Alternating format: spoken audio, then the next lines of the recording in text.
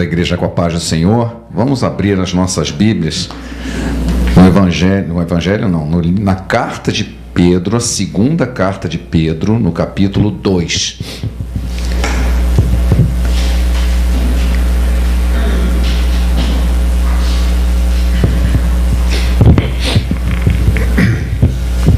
Nós estamos fazendo uma série de palestras, a IBB está fazendo, e cada domingo nós estamos abordando um livro da Bíblia. Domingo passado, o pastor Marco Aurélio Queiroz falou da carta de 1 Pedro, hoje nós vamos falar de 2 Pedro. Na carta de 1 Pedro, um dos aspectos que é levantado lá é que Pedro está falando sobre inimigos externos. E nessa carta, a tônica mais importante são dos inimigos internos, o que ele chama dos falsos mestres. Então nós vamos ler a palavra com toda a reverência, com temor e tremor. Vamos ver o que o Senhor tem nos a dizer nessa manhã. 2 Pedro, no capítulo 2, começando no versículo 1, diz o seguinte: assim como no meio do povo surgiram falsos profetas, assim também haverá entre vós falsos mestres, os quais introduzirão dissimuladamente heresias destruidoras, até o ponto de renegarem o soberano Senhor que os resgatou, trazendo sobre si mesmo repentina destruição. E muitos seguirão as suas práticas libertinas, e por causa deles será infamado o caminho da verdade. Também, movidos por avareza, farão comércio de vós, com palavras fictícias. Para eles o juízo lavrado a longo tempo não tarda, e a sua destruição não dorme. Ora, se Deus não poupou anjos quando pecaram, antes precipitando-os no inferno, os entregou a abismos de trevas, reservando-os para o juízo, e não poupou o mundo antigo, mas preservou a Noé, pregador da justiça, e mais 7 pessoas, quando fez vir o dilúvio sobre o mundo de ímpios, reduzindo às cinzas a cidade de Sodoma e Gomorra, ordenou-as à ruína completa, tendo-as posto como exemplo a quantos venham a viver impiamente. Mas livrou Jó, afligido pelo procedimento libertino daqueles insubordinados, porque esse justo, pelo que via e ouvia quando habitava entre eles, atormentava sua alma justa cada dia, por causa das obras iníquas daquele.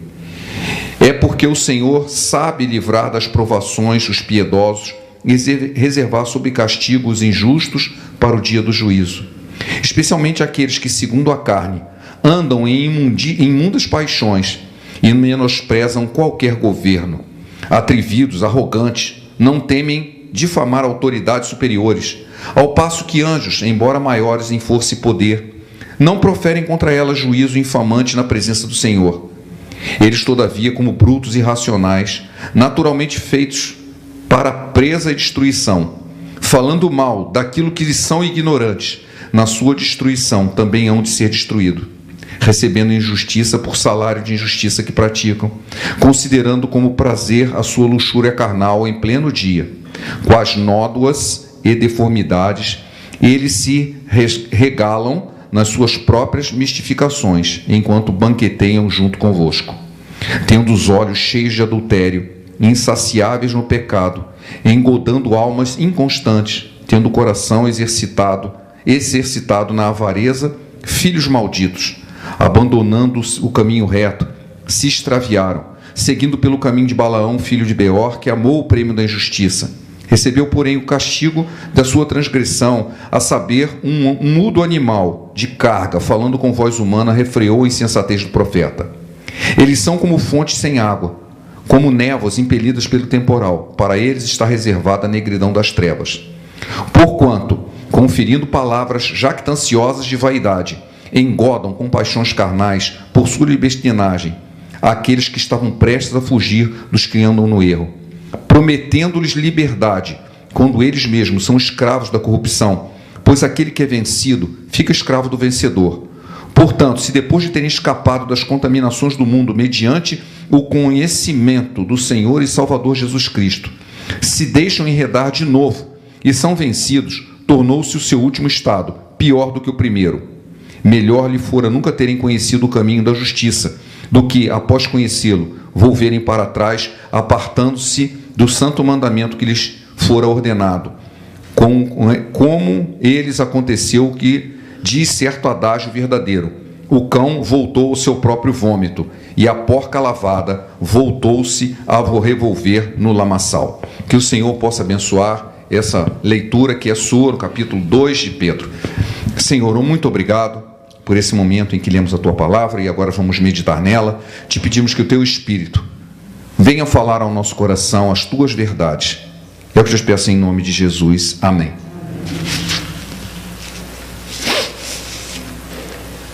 Logo no início ele diz, fazendo uma comparação a falsos profetas, ele diz que a igreja seria assolada por falsos mestres. Falsos mestres. Quem seriam esses falsos mestres? Eu acredito que todos nós aqui já estudamos, né? Alguns ainda estudam, mas nós tivemos professores ruins, não é verdade? Eu tive muitos, e todos nós aqui tivemos também. Pessoas que não sabiam ensinar, ou não tinham conhecimento suficiente para ensinar o que eles estavam se propondo a ensinar. Será que a gente pode chamar eles de falso mestre? Ou apenas de professor ruim? É um professor ruim, mas ele tentava ensinar, talvez não soubesse ensinar. Eu lembro de uma conversa com um aluno a respeito de um professor desse tipo. Assim, não, ele sabe muito, ele só não sabe ensinar. Assim, então ele é um mau professor, porque afinal de contas o problema não é só saber muito, tem que saber ensinar. Ele pode ser um grande pensador, mas é um péssimo professor, porque ele sabe muito, mas não sabe ensinar. Mas não é isso que o texto está nos dizendo. O falso mestre sabe o que quer, e ele sabe muito bem transmitir o que ele quer. O problema não é esse, não é que ele é ruim, é talvez até o pior. O problema é que ele é bom naquilo que faz, porque o objetivo dele é enganar. E veja bem, aqui fala de heresias, e a gente já estudou isso na última vez que preguei aqui. Herege significa diferente. Tudo aquilo que é diferente é herege. Então, se alguém pensa diferente de mim, ele é um herege. Mas não significa que esteja no caminho errado. Essa heresia é destruidora, é diferente. Por quê? Porque, evidentemente, existem diversas correntes doutrinárias no pensamento evangélico. E eu não vou considerar que as pessoas que pensam diferente de mim são falsos mestres só porque pensam diferente de mim. Não é esse o conceito, não é esse o conteúdo, né, do texto que nós lemos aqui. Existem diferenças doutrinárias, mas que cada um escolheu a sua por uma questão de convicção pessoal. Será que é isso que Pedro está falando? Não, não é. Há algumas características, e por isso que eu li o texto, né? Foi um pouco enfadonho eu ler todo o texto de uma vez, mas aqui diz claramente as características de um falso mestre. E pode ter certeza, nós estamos cheios deles hoje em dia. Cheios. Com o advento da mídia social, é muito fácil você espalhar vídeos com pessoas falando todo tipo de coisa. A maioria é palha, a maioria é lixo. Alguns são muito bons, mas a maioria é ensino de falso mestre. Recebemos no grupo da igreja um vídeo de um dito pastor, estava numa entrevista, né? E alguém pergunta sobre a frase de Jesus dizendo que nós deveríamos amar os nossos inimigos, ou amar o nosso próximo, e depois ele diz também amar os nossos inimigos. E ele disse que isso aí era uma coisa muito assim, difícil de interpretar, porque amar é diferente de gostar. Bom, até aí tudo bem. Mas ele disse que Jesus permitiu que você odiasse as pessoas. Então ele quer amar e odiar ao mesmo tempo. Isso está parecendo aquela história do sujeito assim: eu quero ser diferente, mas eu não quero que ninguém me veja como diferente. Ele quer ser e não ser ao mesmo tempo. Isso é impossível. Como que alguém pode amar e odiar a mesma pessoa e dizer que está tudo certo? Isso é uma contradição. Imediatamente eu postei lá: isso é um falso mestre. Ele está ensinando, falando de amor, falando uma coisa muito bonita, com palavras bonitas, e ensinando algo totalmente díspare da palavra de Deus, um negócio que não faz nem sentido, parece conversa de maluco, né? Mas é tão bonito, nossa, que bacana, ele falou umas palavras tão legais, mas não tem sentido nenhum. O versículo 1, logo o versículo 1, ele diz que introduzirão dissimuladamente. a primeira característica de um falso mestre é que ele é dissimulado. O que significa isso? Que ele vai construindo vagarosamente um conceito errado. Ele não chega e ensina tudo direto. Ele não fala assim abertamente uma doutrina falsa, uma doutrina errada. Ele constrói ela devagarzinho, com palavras bonitas, com argumentos interessantes que todo mundo gosta de ouvir. Ele é dissimulado, ele vai disfarçando a ideia que ele quer realmente transmitir. Nós vemos muito isso hoje, porque há muita troca de palavras, né? Eu mesmo costumo, não é brincar, porque isso não é uma brincadeira, é uma coisa muito séria, de você chegar e dizer, não é favela, é uma comunidade. Não mudou absolutamente nada, a não ser o nome. Mas por quê? Porque isso pode ofender. Mas você não muda a realidade através da palavra. Não é porque você chamava uma coisa de uma coisa e agora muda uma outra palavra que vai mudar a realidade. Então, as pessoas criam palavras bonitas, mas é só para dissimuladamente espalhar o seu veneno, né? Você cria a ideia assim, não, mas não é assim. Então você fala com uma palavra diferente aquela realidade, querendo dizer que não é bem assim. Não, é assim. Eu tenho que ser assertivo. Se aquilo é uma realidade, por que eu vou inventar uma palavra diferente? Os dissimulados são assim, eles criam palavras para explicar o inexplicável, mas você acaba ouvindo aquilo e começa a passar a fazer parte da sua mente uma palavra que não tem sentido nenhum. Essa dissimulação, ela tem um objetivo. Ela vai ensinar coisas que são diferentes, por isso são herege, né? Heresia é diferença, mas que é destruidora. Diz aqui, heresias destruidoras, até o ponto de renegarem o soberano Senhor que os resgatou, trazendo sobre si mesmo repentina destruição. Você vai devagarzinho construindo coisas e de repente você chega a um lugar que destrói totalmente o conceito do Evangelho. Na escola dominical, acho que há 2 semanas atrás, eu falei sobre uma experiência que tive, isso na década de 80, onde eu fui a primeira vez nos Estados Unidos, foi há muito tempo atrás, e eu estava assistindo um culto pela televisão de uma tal Catedral de Cristal. Era uma igreja imensa, toda em vidro, uma coisa assim maravilhosa.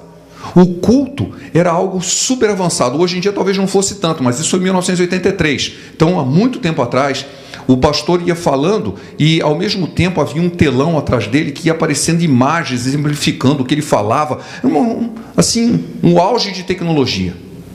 Título da mensagem: Como a fé opera milagres. Que coisa mais maravilhosa do que uma mensagem dessa? Ele não falou o nome de Deus uma única vez, nem o nome de Jesus. Ele pregou uma mensagem inteirinha sobre como a fé opera milagres, sem jamais mencionar o nome de Deus, nem o nome de Jesus. Que pregação era aquela? Dissimuladamente, ele estava dizendo assim, Deus para quê?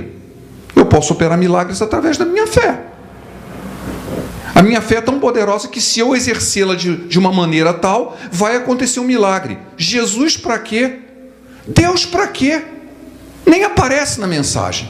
Quer dizer, uma igreja lotada de gente ouvindo uma mensagem maravilhosa, dissimulada, que não trazia conteúdo nenhum com o Evangelho, em que diz que nós devemos depender de Deus em tudo. Não, eu não preciso depender de nada, porque a minha fé é tão poderosa que ela opera milagres.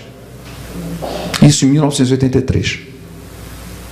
Impressionante, o uso de tecnologia para impressionar. Eles tinham um órgão de tubo, a igreja tinha um órgão de tubo tão grande que o coral ficava dentro do órgão. O órgão fazia um U e o coral cantava de dentro desse U. Então imagina um coral circundado pelos tubos de órgão, do órgão. Um negócio maravilhoso, uma coisa assim incrível.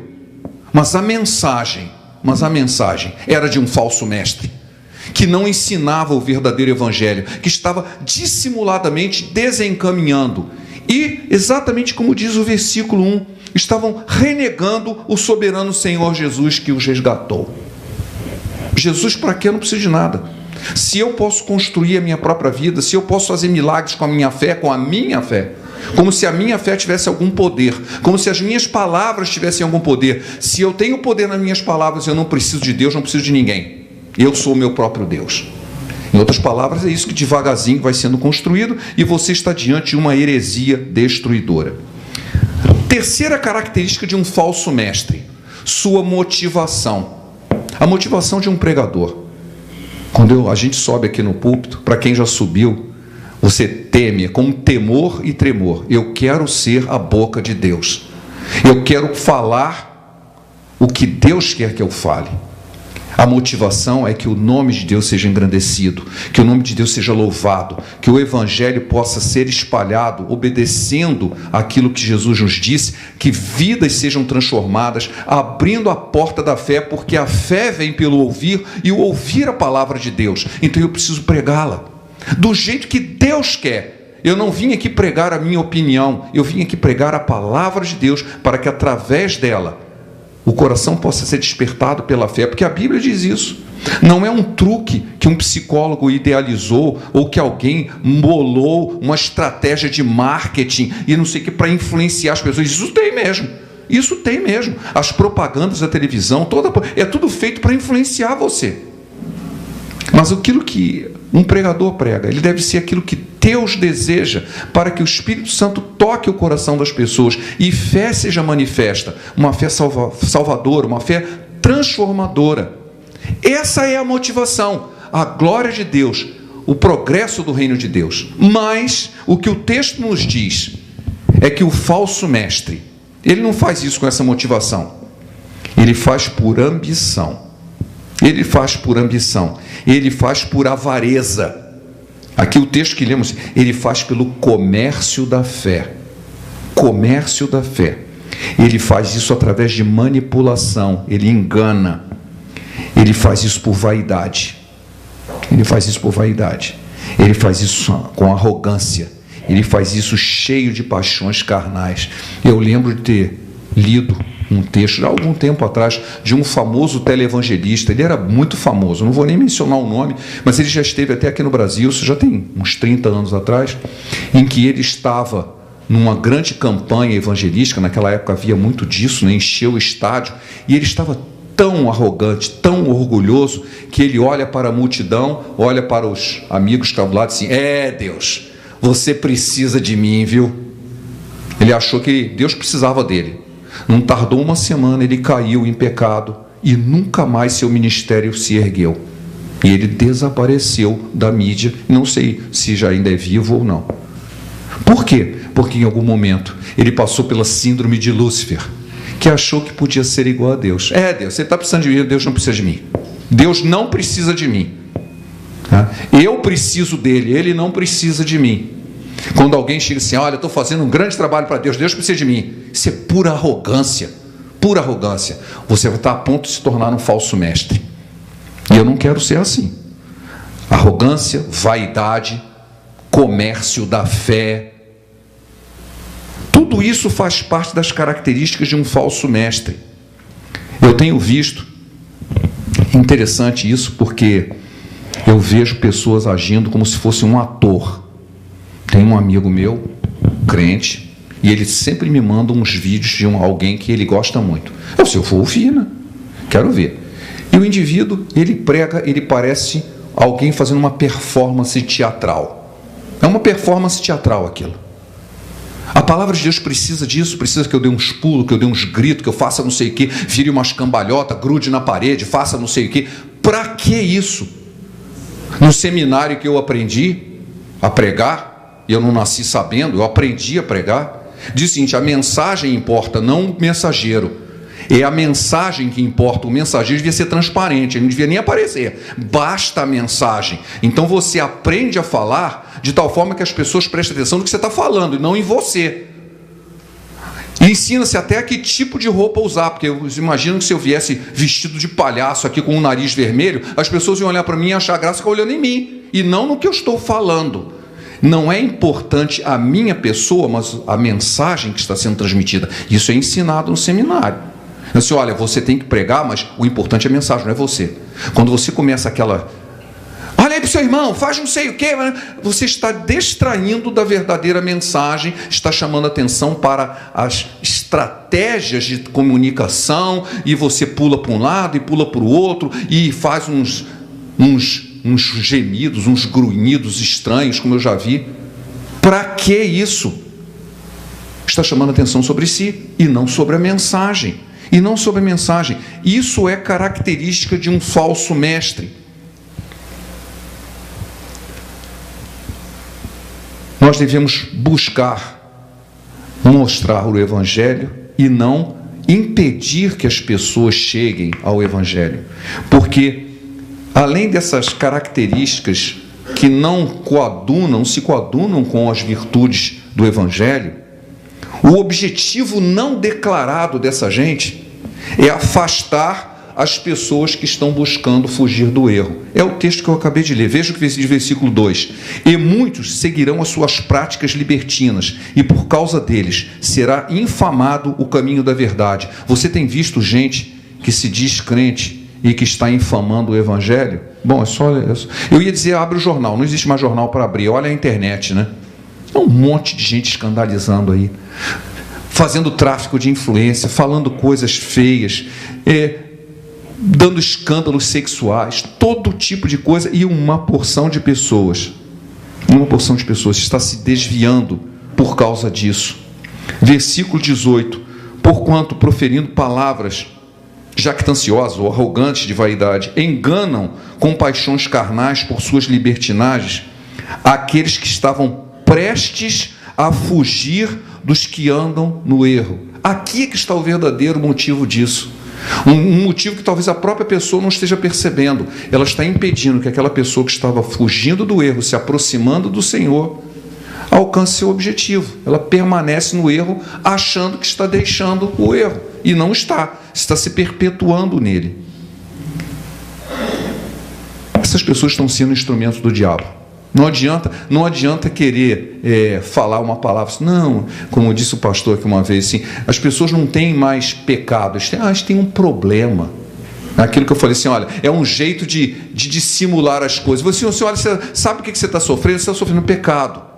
Uma vez a Maitê me falou com uma amiga dela, família cheia de problemas, todo tipo de problema. Eu assim, você acredita que existe uma maldição na minha família? Aí vieram me perguntar, eu falei, existe. Existe uma maldição chamada pecado. É a maldição do pecado. Se você deixar ele, a maldição desaparece. A pessoa quer atribuir alguma outra força que não as suas próprias atitudes o que está acontecendo de errado. Pecado, não tem um pecado. Ela está fazendo, não, ela tem um problema. Aí virou sinônimo, né? Como se isso desculpasse. Pecado é pecado. E é isso que tem que ser dito. As pessoas querem sair disso, mas eu disse, não, peraí, não precisa sair, não. A gente tem um outro caminho, tem uma outra maneira de ver. A gente pode recontar essa história. Está muito em moda isso, que a Bíblia precisa ser reinterpretada. Aquilo que a Bíblia diz que é pecado não é bem assim, entendeu? Não é bem assim.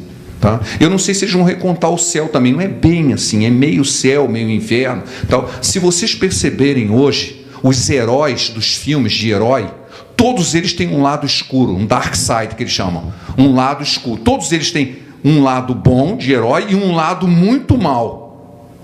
O que isso está transmitindo? Né? Aquele herói que o cara é cheio de virtude e que ele deixa os pecados dele, não existe mais. É legal ter um lado podre, um lado escuro, um lado maligno e ao mesmo tempo um lado bonzinho. Né? Nós vemos isso nos nossos heróis. Jogador de futebol, ele apronta todas, mas ele joga bem bola. O cara é um canalha, não vai, não, mas tudo bem. Mas e aí? Ele não é uma pessoa só, ele tem um lado negro e um lado bom. Né? Não, um dark side, um lado escuro do negócio. Ó, isso aí tá, por que escuro? Porque está escondido. Mas era escondido, agora está mostrando, você está mostrando tudo aí e dizendo que é válido. A gente está validando algo que não podia acontecer. Não, a Bíblia diz que essas pessoas serão julgadas. Foi o texto que eu li, serão julgadas e condenadas. Está reservado juízo para essa gente. Uma outra conversa fiada é que Deus não castiga. Eu não sei que Bíblia é essa desses pregadores que Deus não castiga, porque eu acabei de ler aqui um monte de castigo descrito aqui. Como que Deus não castiga? Né? Já castigou o mundo antes e tem um monte de lista aqui. Se eu não sei que Bíblia é essa, uma Bíblia light, né? Assim, sem açúcar, sem nada, né? Diz que a melhor comida light é uma pedra de gelo. Ela não tem glúten, não tem açúcar, não tem nada, mas também não tem comida, você morre, né? Aí o que acontece? Essas pessoas estão simplesmente criando um falso evangelho para agradar as pessoas. por vaidade, por ganância, para enganar as pessoas e, no final de contas, está extraviando pessoas que queriam procurar o caminho da salvação. Então, são agentes do maligno. Podem ter certeza que o que diz aqui o texto é que essas pessoas vão ser punidas por isso. Versículo 3 diz: também por avareza, motivos, palavras fictícias, para eles o juízo está lavrado a longo tempo. Tem um juízo preparado para essa gente. O versículo 17 também reforça isso. Tais são como fontes sem água, como névoas impelidas por temporal. Para eles está reservada a negridão das trevas. Juízo para essas pessoas. Juízo para essas pessoas. Há uma palavra aqui importante, tá? Que no versículo 3 eu acabei de mencionar aqui, com palavras fictícias. Palavra fictícia hoje tem um outro nome, chama-se narrativa. Não sei quantos vocês já ouviram falar isso, que na internet tem um monte de vezes. Narrativa. O sujeito pega um fato, às vezes não precisa nem ser um fato real, existente, e conta uma história daquele fato. É uma narrativa. Ele inventa uma história e isso é uma narrativa. Totalmente fictícia, mas ele transmite como se aquilo fosse verdade. E não é. E não é. Eu escutei essa semana um vídeo do Dr. Zeballos, não sei quantos já ouviram falar dele, é um cara que ficou muito famoso, porque foi ele o primeiro a descobrir o tratamento do Covid, foi ele que começou o tratamento com corticoide, então foi ele que descobriu isso, antes até dos próprios ingleses e outras pessoas do exterior. Ele se tornou muito famoso com isso, foi atacado, porque ninguém queria que curasse ninguém, e ele aparece na internet falando, não vou falar sobre Covid não, eu vou falar sobre, ele contou uma ilustração muito interessante. Ele falou assim: nós não podemos encontrar uma explicação plausível por um fato não existente, um não fato. Aí ele dá um exemplo. Mosquito transmite AIDS? É fácil explicar. Ele morde, pica alguém que está aidético, ele leva o sangue no seu biquinho, tem um vírus lá dentro, ele vai e pica outra pessoa e transmite AIDS. Pronto, eis a explicação. Só que isso não é um fato, nunca aconteceu. Você tem uma explicação de algo que não aconteceu. Assim, mas como assim? Se não aconteceu, para que existe uma explicação para algo que não aconteceu? Então acontece aqui essas histórias fictícias. Você conta uma interpretação de algo que nunca aconteceu. E você está enganando as pessoas como se aquilo fosse verdade. Você dá uma explicação para algo que nunca aconteceu, como se aquilo fosse a verdade de um fato. E não é. E não é. O fato é que aqui o texto fala dessas coisas fictícias, porque existe uma discussão aqui profunda que vale a pena a gente pensar. É possível perder a salvação? Porque logo no primeiro texto aqui, versículo 1, diz assim: eles renegam ao Senhor que os resgatou. E isso aqui tem um problema de tradução. Há um problema de tradução, porque o texto original diz que é o Senhor que os comprou. E comprar é diferente de resgatar. Comprar é diferente de resgatar. Comprar é pagar o preço. Resgatar é pegar o que você comprou. Jesus pagou o preço de todos os pecadores? Sim, pagou. Ele resgatou todos? Não, ele não resgatou todos. Então o texto aqui tem uma complicação, porque o original diz que eles renegaram o Senhor que os comprou, mas a palavra fala se resgatou. Eu posso renegar aquele que me comprou? Claro que eu posso. Ele me comprou, mas eu não quero ser comprado. Eu não quero ser comprado. Existe uma famosa ilustração sobre salvação, é o seguinte: vai ter um show ali, e você gostaria de assistir, mas você não tem dinheiro. Aí você, não, mas o shopping ali está dando uma promoção, para você pode ir no show de graça, é só você ir pegar o ticket. Você entra no show? Não, você tem que pegar o ticket primeiro. É de graça, mas você tem que pegar, você tem que resgatar. Senão você chega assim: eu vim aqui e disseram que é de graça, eu vou entrar. Não vai entrar, cadê o ticket? Você não entra. Você não entra. Você tem que ser resgatado. Jesus resgatou aqueles pelo qual ele morreu, mas nem todos. Ele pagou o preço de todos. Resgatou só alguns, aqueles que o aceitaram. Aqueles que o aceitaram. Aqui diz que essas pessoas renegaram aquele que o comprou. Eles nunca foram salvos. Então não é essa história assim: o cara estava salvo e perdeu a salvação. Ele nunca foi salvo. Porque ele nunca foi resgatado, ele foi só comprado. Todos foram comprados, mas nem todos foram resgatados. Uma coisa interessante sobre essa questão da salvação é que é lógico que existem pessoas correntes que dizem que a pessoa pode perder a salvação uma vez obtida a salvação. Mas ela não é tanto uma questão teológica, assim, pega um texto que fala sobre isso e vamos analisar. A principal questão sobre isso é que todos nós aqui conhecemos um monte de gente, a começar de mim mesmo, que já caminhou na fé e hoje em dia está fora da fé. Todos nós aqui conhecemos. Se alguém que nunca conhecia uma pessoa que dizia que foi crente e hoje em dia não é mais, vai ser um milagre, tá? Alguns até pregavam. Eu presenciei pessoas que pregavam e pregavam bem e que hoje em dia estão totalmente fora da presença de Deus. Aí a pessoa, se essa pessoa perdeu a salvação, essa é a questão. E não precisa nem ler nada na Bíblia. Você vê assim, tem alguma coisa errada. Tem uma coisa errada. A pessoa andava na fé, falava de Jesus e pregava, mostrava uma fé enorme, quando de repente, acabou. E uma coisa que eu notei também, e eu coloco isso para os irmãos meditarem, é que de todas as pessoas que eu conheci que se afastaram, eu nunca vi alguém dizer assim, eu estive salvo e agora voltei a ser perdido. Você já viu alguém falar isso? O cara se afastou de Deus. Ele dizia que era salvo. E aí ele se afasta de Deus, e agora? Você estava salvo e voltou a se perder? Eu nunca vi ninguém dizer isso, nunca. Todas as pessoas que eu conheço que se afastaram do caminho, quando você pergunta o que aconteceu, não tem mais sentido nenhum isso para mim, isso não significa mais nada para mim. É isso que a pessoa diz. Eu não consigo mais crer e aquilo não significa mais nada para mim. Em momento algum eles dizem que tiveram certeza da sua salvação um dia, porque se tivessem, alguém assim, eu estava salvo e agora estou perdido. Porque o crente de verdade, ele fala o contrário. Eu estava perdido e eu fui achado. Eu era cego e agora eu vejo. Eu andava nas trevas e eu fui transferido para o reino do Filho do seu amor. É isso que um crente diz. Uma verdadeira criatura fala isso. Assim, olha, sabe uma coisa? Eu já fui salvo e eu agora voltei a estar perdido. Eu nunca vi uma pessoa dizer uma coisa dessa. Se você chegar para ela e dizer assim, o que aconteceu? Eu disse, não faz mais sentido para mim. Eu não consigo mais crer. Aí a questão assim, será que essa fé algum dia o salvou? Será que ele desnasceu? Porque ele está vivo na minha frente. Jesus disse, olha, para entrar no reino de Deus você tem que nascer de novo. Aquele que nasceu da água e do Espírito pode morrer? Essa é a pergunta. Se você nasceu da água e do Espírito, você não morre, porque você teria que matar aquele que é o dom que te deu o dom da vida. Como assim? Isso não é possível, mas é possível que você esteja num processo e esse processo seja interrompido e ele não foi completado.